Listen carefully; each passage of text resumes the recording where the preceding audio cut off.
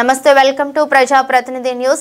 చెర్యాలపట్న కేంద్రంలోని స్థానిక అంబేద్కర్ చౌరస్తా వద్ద చెర్యాల రెవెన్యూ డివిజన్ గురించి చలో కలెక్టరేట్ నిరసన కార్యక్రమం కోసం 4 మండలాల అఖిలపక్ష జేఏసీ చైర్మన్ వకులాభరణం సరసయ్య పంతులు ఆధ్వర్యంలో సిపిఎం సిద్దిపేట జిల్లా కార్యదర్శి ఆముదాల మల్లారెడ్డి, బీఆర్ఎస్ పార్టీ రాష్ట్ర నాయకులు ముస్త్యాల బాల నర్సయ్య, సిద్దిపేట బీజేపీ జిల్లా ప్రధాన కార్యదర్శి బూరుగు సురేష్ గౌడ్, టీడీపీ రాష్ట్ర నాయకులు ఉగ్గురాజు, వివిధ పార్టీల రాజకీయ నాయకులు, కార్యకర్తలు పెద్ద సంఖ్యలో కలిసి వందలాది బైకులు మరియు కార్ల ర్యాలీలో పాల్గొన్నారు.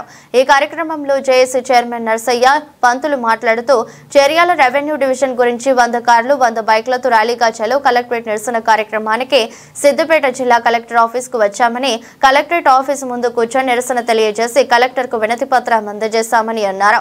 కాంగ్రెస్ పార్టీ దొంగ జేఏసీ ఏర్పాటు చేసిన నాటకాలు ఆడుతుందని, ఇప్పటికైనా కాంగ్రెస్ పార్టీ వాళ్ళు కళ్ళు తెరిచి చెర్యాల రెవెన్యూ డివిజన్ ప్రకటించడం మంచిదని, లేకుంటే ప్రతిపక్షాలు ప్రజలతో కలిసి జేఏసీ ఆధ్వర్యంలో పెద్ద ఎత్తున నిరసన కార్యక్రమాలు, ఆందోళన కార్యక్రమాలు చేస్తామని హెచ్చరించారు.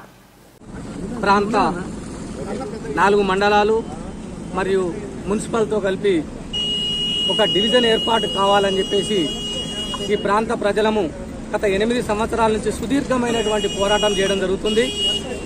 ఆ పోరాట ఫలితము ఇంతవరకు మాకు ఈ ప్రాంత ప్రజలు చూడలేకపోతున్నందుకు దురదృష్టం.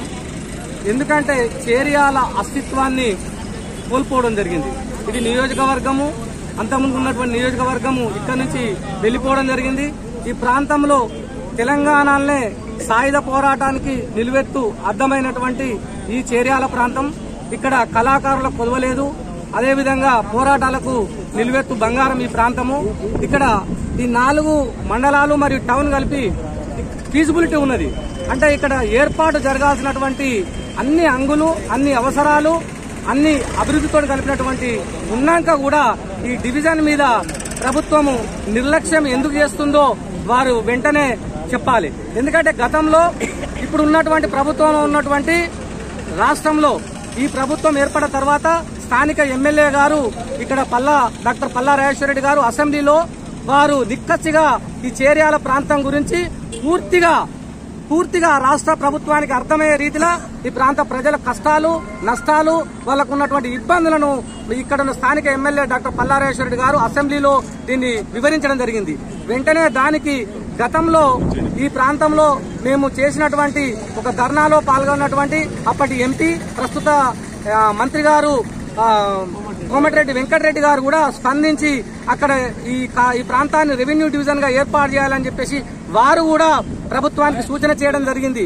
కానీ ప్రభుత్వము ఒక కాలయాపన చేస్తూ దీని మీద ఫీజిబిలిటీ ఉందా అని చెప్పేసి మళ్ళీ కలెక్టర్ కు రాయడము, మరి ఇక్కడ అభిప్రాయాలను తీసుకోవడం అనేది సరైనటువంటి పద్ధతి కాదు. ఏ అభిప్రాయం అవసరం లేదు. ఇక్కడ ముక్త కంఠంతో ఇక్కడ ప్రజల అభిప్రాయమే రెవెన్యూ డివిజన్ కావాలి. ఈ రెవెన్యూ డివిజన్ కొరకు ఇక్కడ ఇంత 8 సంవత్సరాల నుంచి చేస్తుంటే ఈ యొక్క పోరాటంలో అన్ని పార్టీలు భాగస్వామ్యమై ఇలా విజయవంతంగా కలెక్టర్ గారి దగ్గరికి వెళ్లడం జరుగుతుంది. కాబట్టి మా డిమాండ్ ఒకే ఒక్క డిమాండ్, ఇక్కడ పరిష్కారం, ప్రజల ఇబ్బందులు గాని ఈ ప్రజల సమస్యలు గాని తీరాలంటే ఒకే ఒక్క పరిష్కారం, చెర్యాల రెవెన్యూ డివిజన్ ఏర్పాటు చేయడమే ఒక పరిష్కారము. చెర్యాల రెవెన్యూ డివిజన్ వెంటనే ఏర్పాటు చేయాలని అఖిలపక్షాల ఆధ్వర్యంలో అన్ని పార్టీలను కలుపుకొని ముందుకు పోతున్నాము. వీళ్ళందరూ నన్ను అధ్యక్షుడిగా చేసి, నన్ను చైర్మన్ చేసి ఆశీర్వదించి ఈ పోరాటాన్ని ముందున్నందుకు నేను ఈ ప్రాంత ప్రజలందరికీ ఎల్లవేళలా శిరస్సు వంచి పాదాభివందనం చేస్తున్నాను. జై జేఏసీ, చెర్యాల డివిజన్ వెంటనే, చెర్యాల డివిజన్ వెంటనే.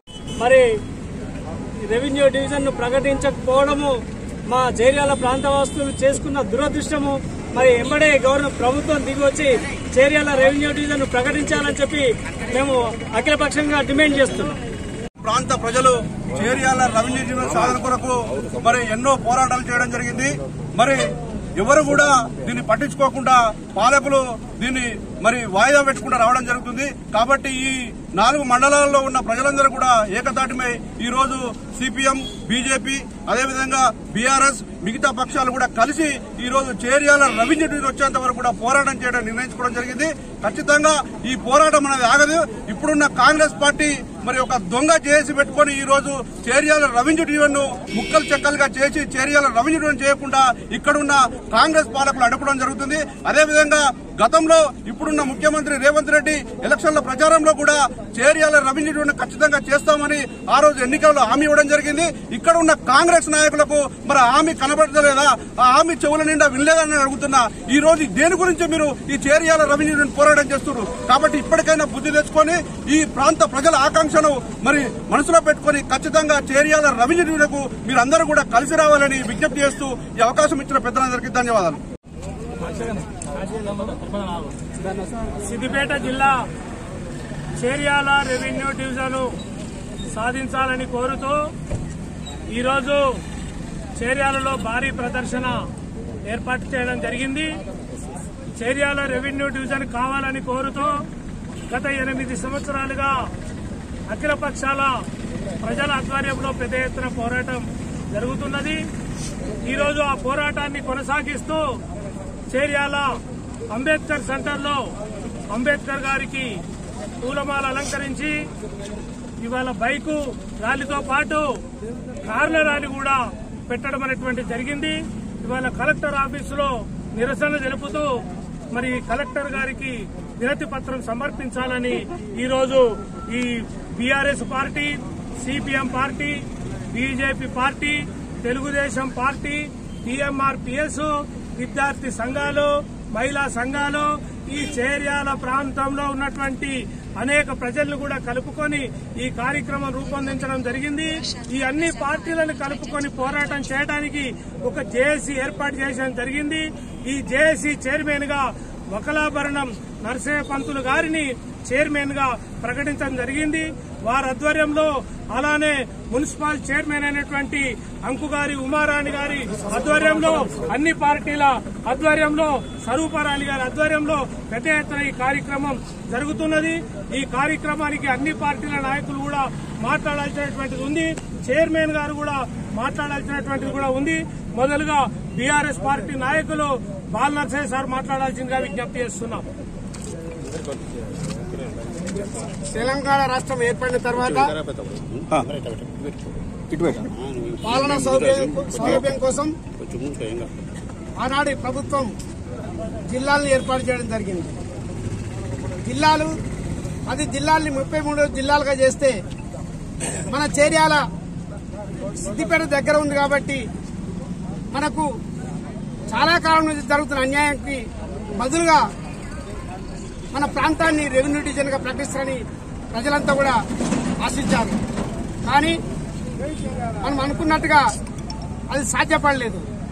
దానికి నిరసనగా మా ప్రాంతం వెనుకబడిన ప్రాంతం ఇది ఎప్పుడు ఇట్లాగే వెనుకబడిపోవన్నా ఒకప్పుడు కాన్స్టిట్యున్సీ గా 50 సంవత్సరాలు వర్ధిల్లిన కాన్స్టిట్యున్సీని నాశనం చేసి ఇచ్చిండ్రు.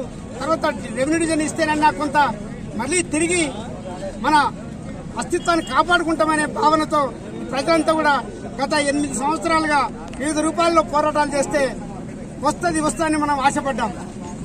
ఇదే సందర్భంగా గతంలో 2023లో ఎలక్షన్ జరిగినప్పుడు ఈనాటి ముఖ్యమంత్రి రేవంత్ రెడ్డి గారు మరియు ఆనాటి ముఖ్యమంత్రి కల్వకుంట్ల చంద్రశేఖర్ ఇద్దరు కూడా ఎవరి ప్రభుత్వం ఏర్పడితే వారు రెవెన్యూ డివిజన్ చేస్తా అని ప్రకటన చేయడం జరిగింది. కానీ మనం ఒక సంవత్సరం కూడా అందరం కూడా ఆగాం. తొందరపడి ఏదైనా గవర్నమెంట్ కొంత వెసులుబాటు ఇవ్వాలి, కొంత టైం ఇస్తే చేస్తారనుకొని ఆగితే 1 year వరకు ఆగితే కూడా మన కళ నెరవేరలేదు. కాబట్టి తిరిగి అన్ని పార్టీలను కలిపి ఖచ్చితంగా ఉద్యమం చేసుకుని మన ప్రాంతాన్ని రెవెన్యూ సాధించుకోవాలనే ఉద్దేశంతో ఈ రోజు పెద్ద ఎత్తున కార్యాలు తీసుకుని కలెక్టర్ గారికి వినపత్రం ఇవ్వడానికి సిద్ధపడిపోతాం. థ్యాంక్ యూ అన్నారు.